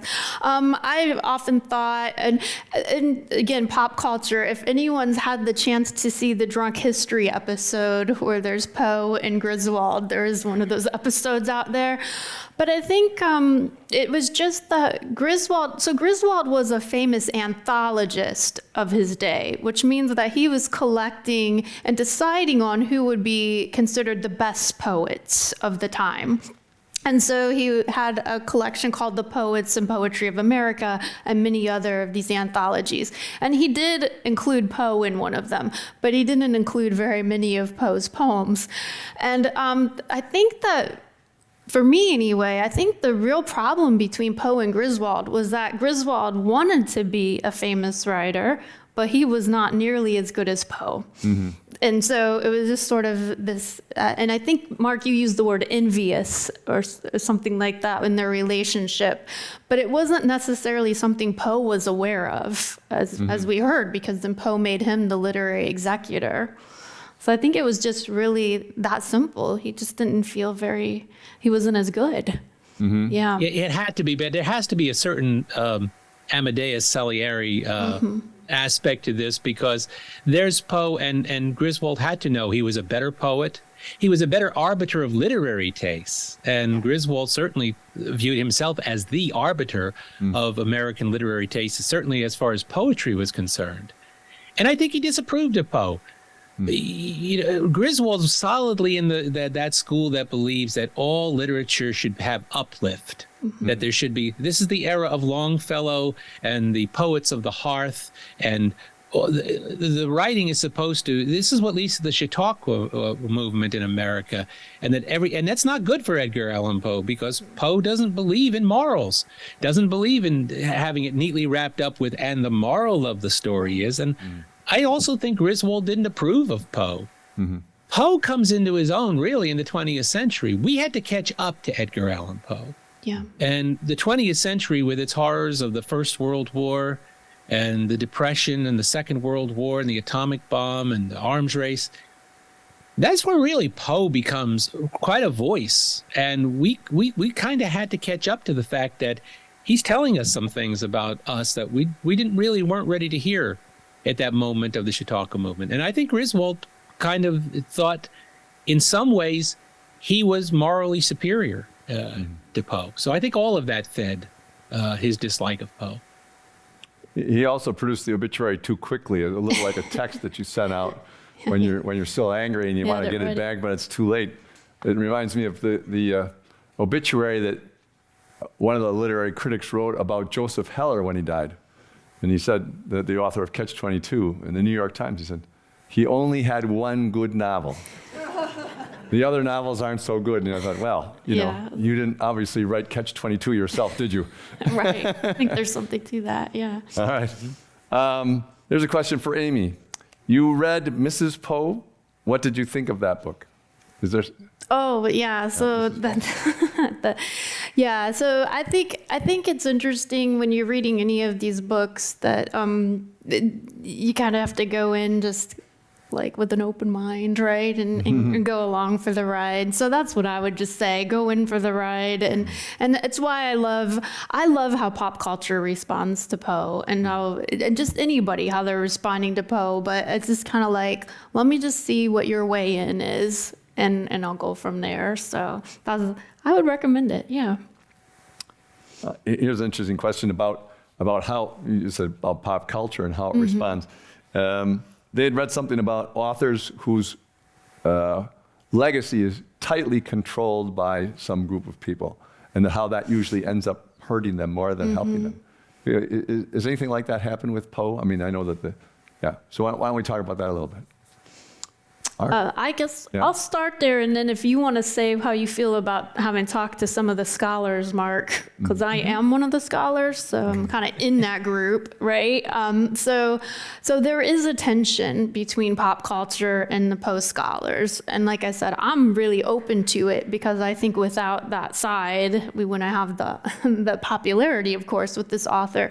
But there is if you had just Poe scholars in this room with what we talked about tonight. I mean, to even bring up anything about alcohol dependence, the suicide attempt, the fact that I talked a little bit about, let's equate him for a moment with some of his narrators, that is really frowned upon in our circles. And so we try to correct the biographical record as best we can, but sometimes I think we go too far as scholars on something we really don't know. We don't really know how much he was drinking day to day. We can argue that if someone was alcohol dependent to the extent he's often portrayed, that he probably couldn't be as prolific. We can make that case, but we do want to present him as a hard worker. He was a hard worker, right? And he cared immensely about supporting his mother-in-law and his wife. And so those are things we want to stress as scholars when we're talking biography. Mark, you want to add something to that? No, I think I can't remember the name of the British writer who said that all American literature comes from those two 19th century scarecrows, Edgar Allan Poe and Mark Twain. It's an overstatement, and it really goes way too far. But there is an aspect to the fact that they are these kind of two guys who they've almost become so big that there's nobody can own them. No, as much as you might want to say I control this, there are certain authors that there is tight control. Academically or otherwise, over their legacies and such. And Poe and Twain are just so big. They're like, great white whales of American literature. Nobody can own them. Nobody can say, and it's great. It's wonderful. You get these. It allowed me to go to, as Amy said, to go to all these wonderful Poe scholars who have devoted their entire careers to studying minute aspects of Poe's life and his writing and his career, or his association with a city, or Southern identity, or women, the influence of women on his life. It really has become so specialized that I really think I think it's one of the best things about Poe research. I found the Poe scholarship very welcoming, extraordinary. And I was an outsider. I'm sort of like Poe in that sense of being an outsider, is that I wrote a popular biography. I make no bones about that. This is a working writer's biography of a working writer. Mm-hmm. And I went to these scholars as my witnesses, as I was 43 years a journalist. What do journalists do when they write a story? They go and interview people. Mm-hmm. So that's what I did. And I didn't think it was brave. I thought it was smart. Mm-hmm. Because how could you not, avail yourself of this amazing expertise on every little aspect of Poe's life and career? I think I would have been foolish not to do that. Well, we have a very detailed question here about that. The last poem, El Dorado, is about San Francisco and the gold rush, which started in 1849. But they said, I thought that's the year that Poe died. So yeah, is that is there an overlap? Did you write it in the last week of his life, or? No, he wrote it earlier in the year. Yeah, he's by 48, I think. The word was out. Then the rush comes when he's dying. So the word's out before he's dead, and so he is inspired to write the poem. But yeah, we think of 49 because that's when everyone, I guess, is getting here. But you have to think, right? The word is going out the year before, so he's aware of the discovery of gold. Mm-hmm. So the scholars defeat the detailed question once again. Yes, we're ready for you. Bring it. Yes. It was funny. I was just thinking when Mark was answering that previous question, I think when Mark interviewed me, and probably all of us, he had said, what do you think he died of? And I think I probably said what I usually say, it's not rabies.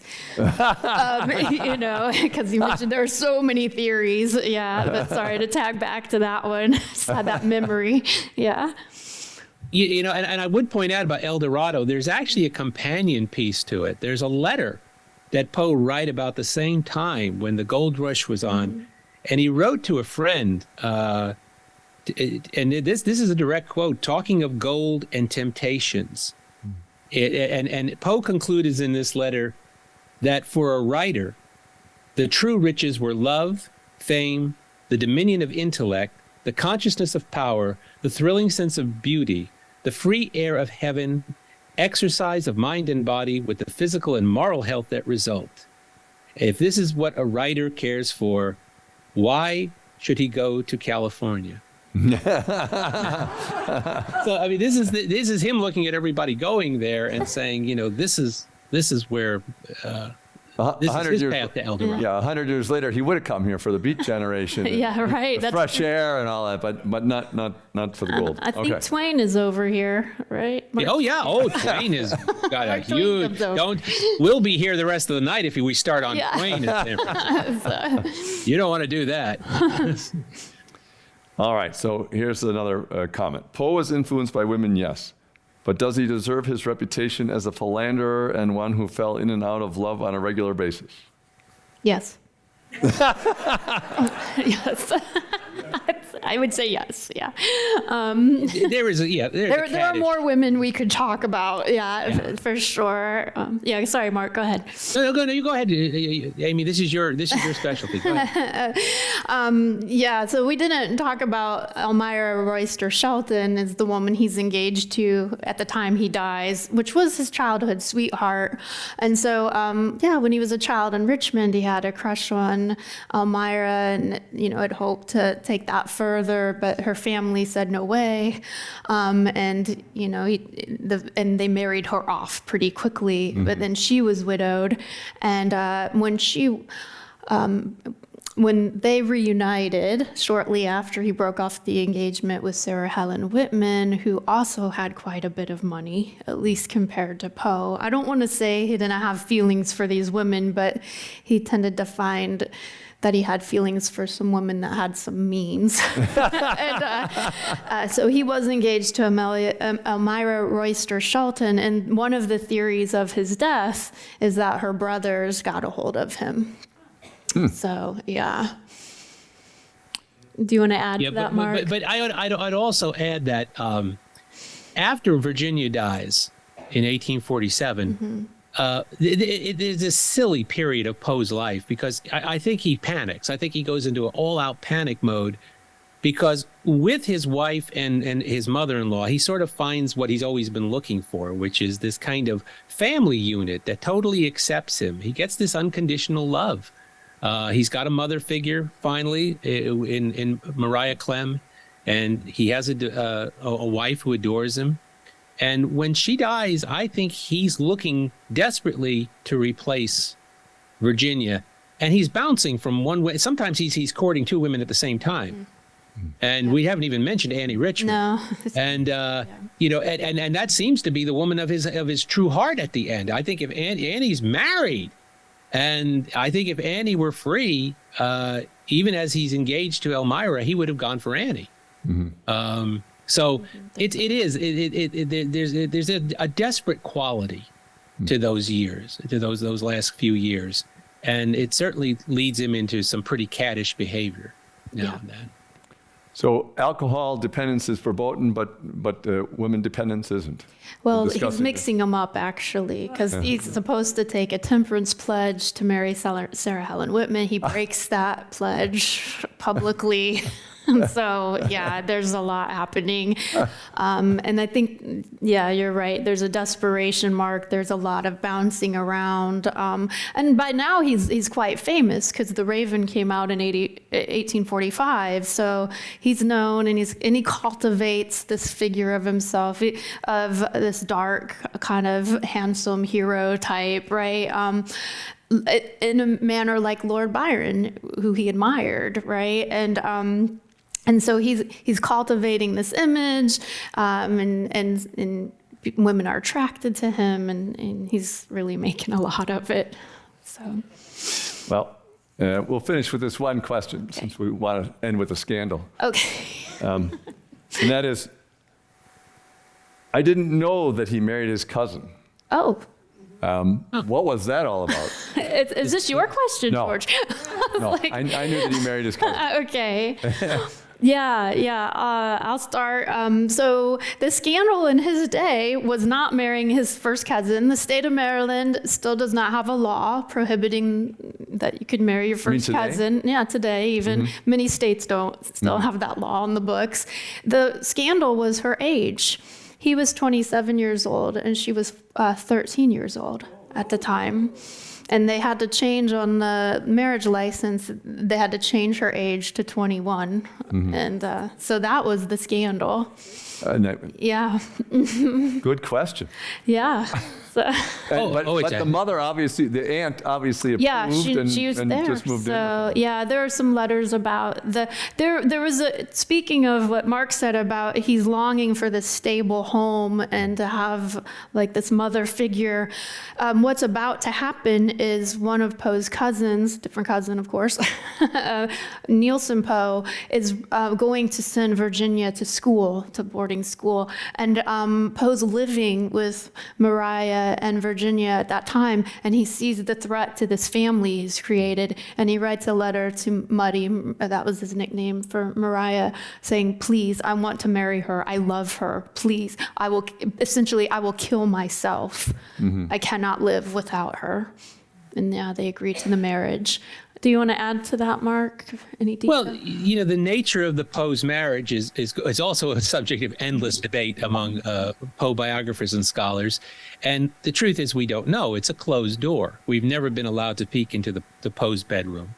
And we don't know what the nature of the marriage was.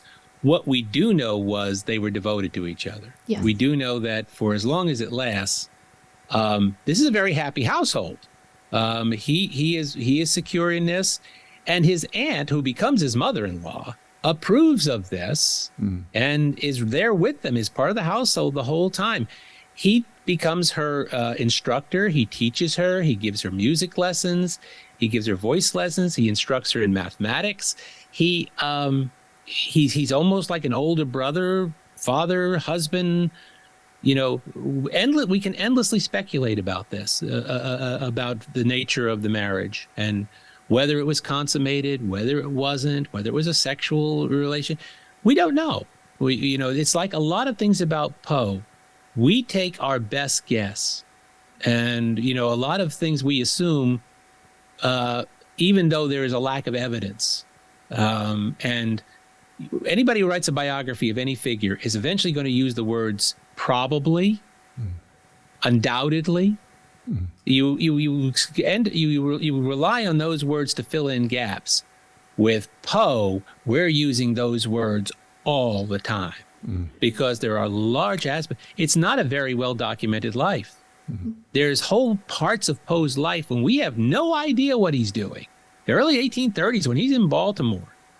And we don't know if he's working or where he's working or, it's days and days, which we have no idea what he's doing. So it's an intriguing life in a lot of ways because of what we don't know. And that's why, the title of my book is The Mystery of Mysteries. It can extend to just about every aspect of Poe's personality and life. Yeah. Did he ever have a regular job of some kind, or did he always? Oh, Yes, sure. I mean, yes, he he held did. it. Yeah, he was an editor at the Southern Literary Messenger and then at Graham's in Baltimore. He was working like any. It's like the alcohol question, and I don't want to get into it, but there are unquestionably these long periods of sobriety when he's not drinking. And he's producing a lot of copy, and it's documented that he's not drinking during this period. And plus, we would know if he was drinking because alcohol had a devastating effect on his system. It was not just a morning hangover for Mr. Poe. It took days for him to get over drinking. It had a really profound effect on his system. So, these long periods where he's very productive, he's very versatile, and one of the things that I love about Poe is that is something that Amy touched on, which is, Vincent Price, who became, one of the leading interpreters of Poe, once said, and he was not talking about Poe when he said it, but he said, but Vincent Price once said that the person who limits his interests limits his life. That is a great description of Edgar Allan Poe. And Amy went through all of the places where he got story ideas from and what were the inspirations for them. And that should not surprise anybody who has studied Edgar Allan Poe's life. The man was interested in everything. Yeah. The man read about everything. He was interested in languages, rocks, flowers, expeditions, geography. He had this acquisitive mind, which just worked. And that's where a lot of the inspirations for the stories came from. And that's, he had a true writer's mentality that way. Well, first of all, thank you very much, both of you. And I have one last question for Amy to answer. Is there any other detail? You both have done a great job of giving us a much better idea about who Edgar Allan Poe is. Is there any other detail you've come across in all your years that you think very few people know about Edgar Allan Poe that you think is not just a guess? I mean, because Mark covered quite a bit. I think for me, it's just that he's funny. He's so funny, and people just don't know it, and it's right in front of us, like Mark mentioned in so many of the stories. And I just love that about him. Of course, I'm a scholar, so I go right back to the works, not to the biography. But yeah, I think for his biography, a detail about his life that I find really touching, because often the family was so impoverished, that when his wife was very ill when they were in the Bronx, that he actually, they didn't have much heat. They're in New York, and they didn't have enough blankets, and he had his coat, and he used his coat to try to keep her warm. And it just speaks volumes to how much he loved her and cared about her. So when we're wondering about that relationship between them, and there are a lot of questions there, there is no doubt just what a devoted husband he was to her. So, yeah. Well, this ties it back to your other American writer, because Mark Twain said the secret source of humor is suffering, right? Right. right? And so Right. you mentioned that all of these horror writers all had a great sense of humor. That's right. Yeah. That's right. And every humorist has a dark side. Yeah. Yeah. Yeah. And now we thought we just had a writer with a dark side that now has a sense of humor. I think that's a wonderful way to Yeah. balance that a little bit. So thank you very much for coming, and thank Amy and Mark for giving us this. And our next Humanities West program is in January, and it's on Shakespeare. It's the 400th anniversary of his first folio, and we have two speakers coming in for that. So we'll see you again then. Thank you very much for coming. Thank you. Thanks, Amy.